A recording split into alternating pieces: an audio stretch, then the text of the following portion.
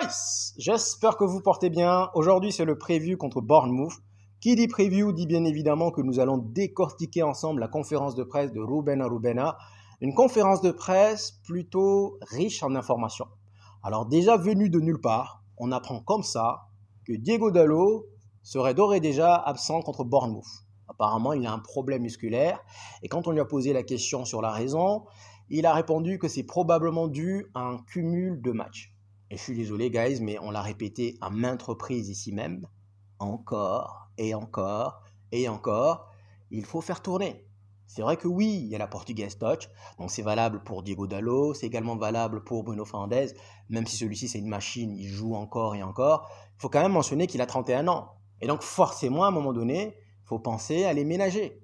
Donc là, Diego Dalot, guys, il est out pour Bournemouth. On lui a également posé la question si c'était fin de saison pour lui. Il a répondu que pour l'instant, nous devons attendre et observer. Mais en tout cas, Bournemouth, il est out. Sincèrement, je suis triste. Je suis vraiment désolé pour Diego Dalot. Mais il y a un bon vieux dicton qui dit que le malheur des uns fait le bonheur des autres. Parce que si Diego Dalot n'est pas là, cela voudrait dire donc que Dorgu va donc basculer à droite. Et je vous l'ai dit à plusieurs reprises, avant son arrivée, Dorgu, à Lecce, il a beaucoup plus évolué à droite qu'à gauche. Premier point. Deuxième point, si Dorgu bascule à droite, cela voudrait dire, conclusion, qu'Hamas serait donc titulaire. Vous le savez, moi j'aime bien Hamas. Je l'ai réclamé à plusieurs reprises.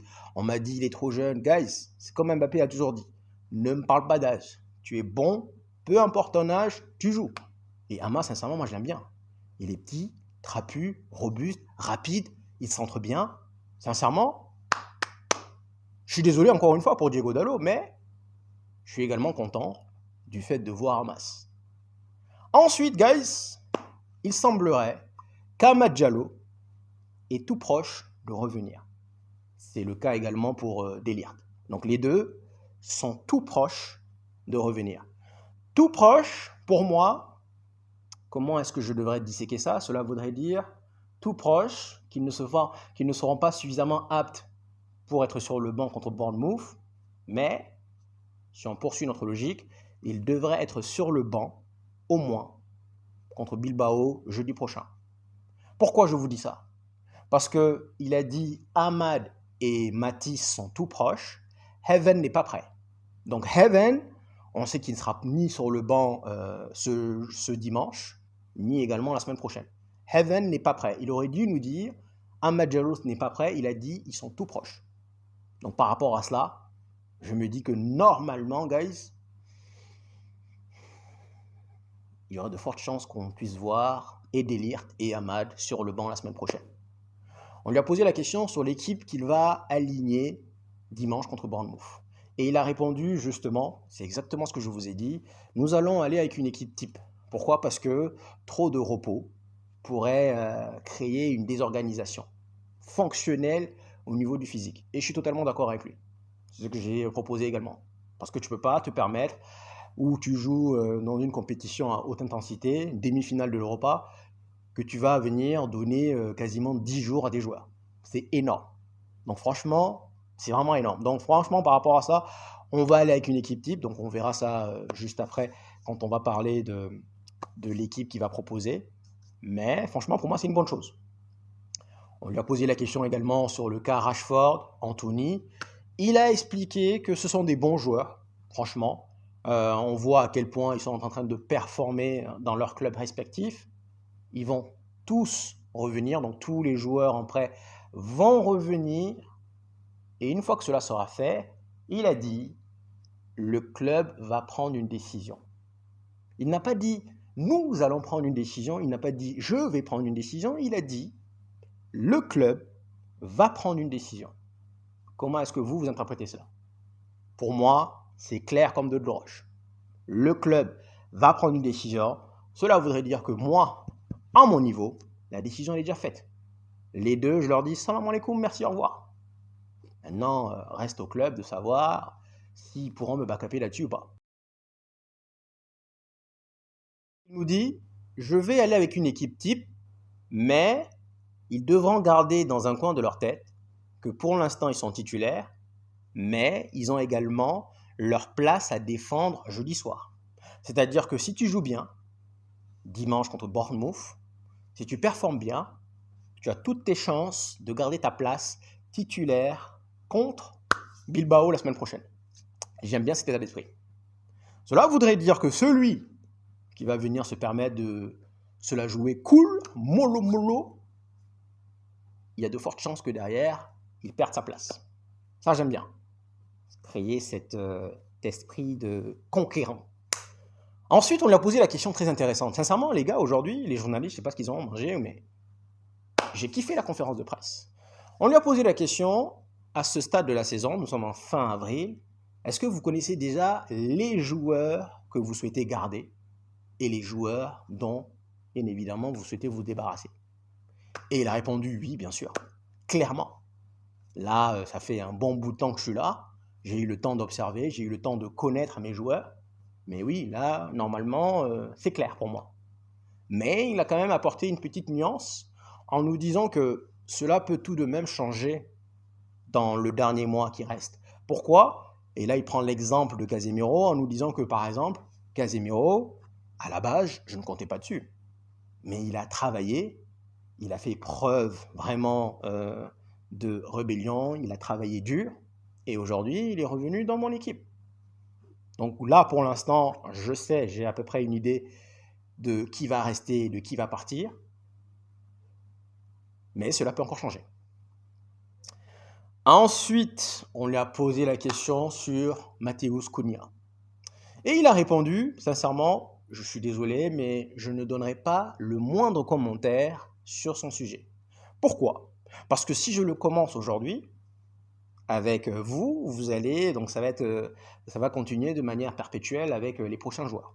Encore, et encore, et encore, et encore.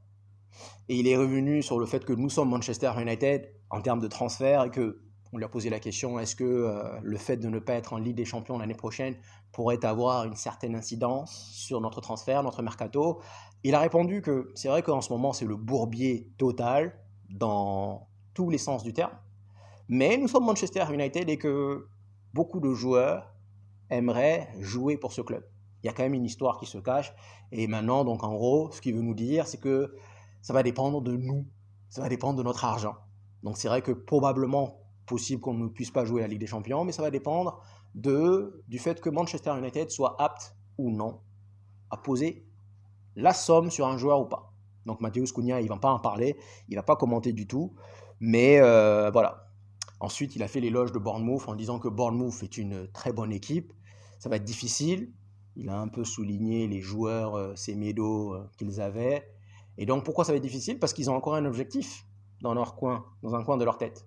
Ils ont encore un objectif, ils ont encore le besoin d'aller chercher, d'aller à la quête d'une place européenne.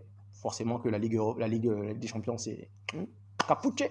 Mais il y aurait encore moyen d'aller chercher une place soit en Ligue Europa, soit en Conference League. Donc forcément que, voilà, et en plus il y a un autre challenge. On a déjà parlé du fait que Newcastle, Nottingham Forest, Wolverhampton et Brighton nous aient battus à l'aller comme au retour. Il y a un autre facteur pour eux, c'est qu'ils pourraient également rentrer dans cette histoire.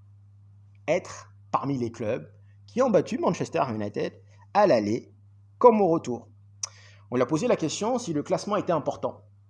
Il a répondu sincèrement oui.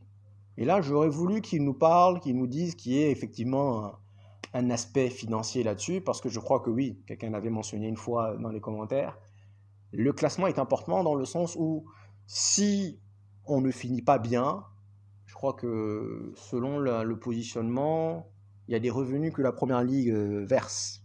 Donc le classement est important, mais il a surtout souligné l'aspect sportif. Et il a surtout souligné le fait que cela devrait plus moralement nous préparer pour l'année prochaine. Donc en gros, c'est également un exercice pour nous préparer psychologiquement l'année prochaine. Donc, je crois que j'ai fait le tour, guys, sur la conférence de presse. Selon moi, voici la compo qu'il va aligner. Il l'a déjà dit, ça sera une équipe type. Qui dit équipe type? Encore une fois, ils ont eu une semaine de repos, hein, les gars. Ils ont eu 3 jours. Ils ont fait ce qu'ils voulaient. Il y en a qui ont voyagé. Il y en a qui ont fait des sorties. Voilà, pépère. Qui dit équipe type dit que probablement, et en plus en fait ce que j'aime bien c'est que de 1 c'est équipe type, mais de 2 également, tu dois garder dans un coin dans la tête que tu es obligé quelque part de performer parce que si tu joues mal, il y a des chances que tu sautes. Après je ne pense pas, mais c'est quand même également une certaine pression. Donc Onana dans les cages, bien évidemment, Mazraoui, Maguire, Yoro, ça c'est la défense, en attendant que Delirte fasse son comeback. Ensuite Hamas, Dorgu à droite, double pivot, Casemiro, Ugarte, Garnacho, Bruno Fernandes, Højlund. On lui a posé également la question, Højlund, c'est ce que j'avais oublié. Pourquoi est-ce que, qu'est-ce qu'il est du moral de Højlund? Et là, j'ai bien aimé la réponse, parce que c'est vrai que oui, les gars, on s'acharne sur le fait que Højlund ne marque pas et il n'est pas productif. Il a répondu qu'il a besoin de marquer. En ce moment, il a besoin de marquer. Mais il a souligné également le fait qu'il ait progressé. Il s'est amélioré, Højlund. Honnêtement, il a souligné le fait que le fait de combiner avec ses partenaires, il a progressé dans ce sens. Je crois que c'était M. Karl qui l'avait déjà mentionné. Et c'est vrai que oui, il ne marque pas. Il a répondu sur le fait que ses appels ont été améliorés. Le fait de combiner avec ses partenaires ont également... parce qu'aujourd'hui, il n'a pas dit, mais c'est vrai qu'il met plus en valeur ses coéquipiers. Il y a eu des actions contre Lyon que, sincèrement, si derrière on avait marqué, on serait revenu sur le fait que ce soit Højlund qui ait déclenché cette action. Mais malheureusement, bon, voilà, pour l'instant. Donc il a souligné le fait que oui, il est en train de progresser. Pour l'instant, psychologiquement, il devrait plus se concentrer sur les petits détails. Parce que oui, selon lui, il a progressé. Et c'est là que j'aime bien Rubena, les gars. Parce que franchement, il y a des choses sur lesquelles ce n'est pas encore parfait. Loin de là, on est tous d'accord. Mais il y a des choses dont on sait tous que certains ont progressé. Garnacho, par exemple. Est-ce que vous vous rappelez de Garnacho sur Tena? Il arrivait, quand il rentrait dans la surface de réparation, les mecs, je suis désolé, il ne calculait personne. Personne. Il fait boum, boum, boum. Il calculait personne. Pour lui, c'est le roi, c'est la star, et il arrivait au bout. Mais là, franchement, les gars, qu'on le veuille ou non, qu'on l'aime ou qu'on ne l'aime pas, Garnacho a progressé. Et ça, ce n'est pas un débat. Maintenant, peut-être que c'est difficile à reconnaître, mais ce n'est pas un débat. Garnacho a progressé. Et Højlund également. Le fait de tenir le ballon depuis 2-3 matchs, c'est vrai que derrière, il rate. Mais il y a des points sur lesquels, en effet, on sent qu'il travaille. Et ce coach-là, guys, il est en train de faire progresser chacun d'entre eux. Bruno Fernandes également. Les gars, il n'y a plus de bam, bam, bam, bam. Bruno Fernandes ne le fait plus. C'est pas un débat. Tous les aspects sur lesquels, le nombre de pertes de balles, sur lesquels moi, j'ai critiqué, jugé Bruno Fernandes, il n'y en a plus. Donc je pense que c'est cette équipe qui va aligner, certainement. En espérant encore une fois qu'on puisse avoir Amad et Delirte sur le banc. Même s'ils puissent avoir ne serait-ce que 10 minutes, ce serait bien. Comme ça, ils rentrent encore 30 minutes le week-end prochain. Et le 8 mai, ils seront titulaires à Old Trafford. Le plus important, les gars, c'est Bilbao. Il faudra qu'on les gaise. Pronostic, sincèrement, même s'il va aligner une équipe type, j'ai envie de vous dire que je ne pense pas qu'on aille vraiment, qu'on prenne le match comme on prendra par exemple Bilbao. Parce que justement, il y aurait de fortes chances qu'apparemment on puisse se blesser en voulant trop forcer. Donc pour moi, on va jouer mais sur la réserve. Donc par rapport à cet aspect, je suis au regret de vous annoncer une nouvelle défaite. Je dirais pilule difficile à avaler, mais 2-0 pour Bournemouth. Ouais. Même si l'équipe sera type, l'équipe ne va pas aller vouloir, avec un esprit conquérant, aller vouloir, même s'il a souligné le fait que oui, tu as une place à défendre, je pense que ouais, on va aller avec le frein en main. Enfin, avec le pied sur le frein. Donc 2-0 pour Bournemouth. Et si jamais je me trompe, bon bah tant mieux. Merci d'être venu jusqu'ici, guys. Prenez soin de vous et je vous dis ciao, ciao.